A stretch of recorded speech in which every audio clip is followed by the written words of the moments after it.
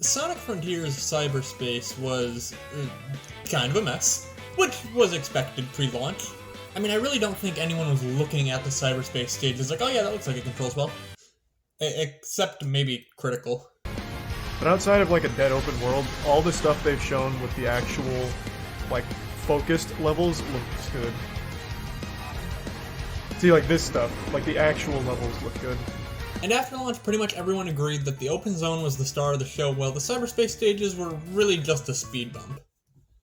Again, except Critical. Now, the highlight of this game, I think, is the cyber worlds, and they are really fun.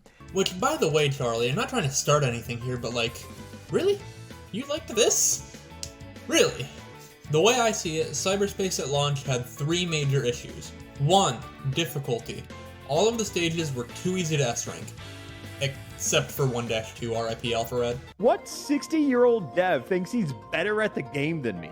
2. Sonic's controls were somehow even worse than they were in Forces. I mean, Frontiers really just embraced Tank Sonic. And 3. Sonic is so slow.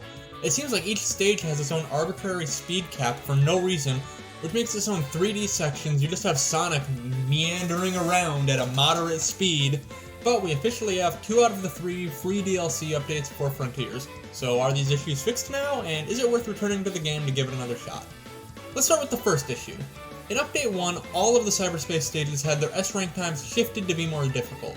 Now granted, you have to be playing on extreme difficulty in order for these changes to apply, but at least they're there.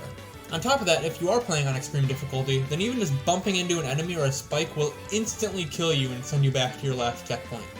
Which, in tandem with the more strict times, basically means that each stage requires a deathless run. Good job, Sonic Team. My hat goes off to you, Sonic Team USA. You ought to be proud. The next issue is Sonic's controls. Now, from my limited development information brain, this seems like a really easy fix. I mean, just add an option in the settings that enables open zone controls in cyberspace. Then you don't have to balance them at all, you can just have it as an option, just like the power boost. Now, if this is such an easy fix, have they done this? Nope. The final issue was speed, which was a huge issue at launch that I thought would never get fixed.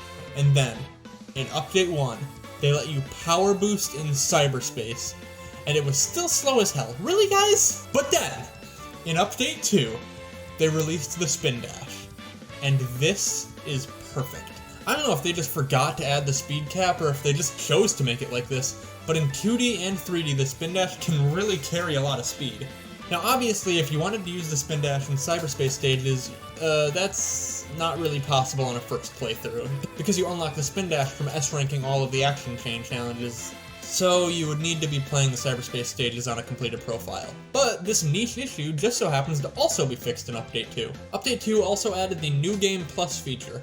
I've been replaying Sonic Frontiers on a New Game Plus Extreme Difficulty profile, which, by the way, I've been playing it on my Switch, which is why I haven't done any videos on it.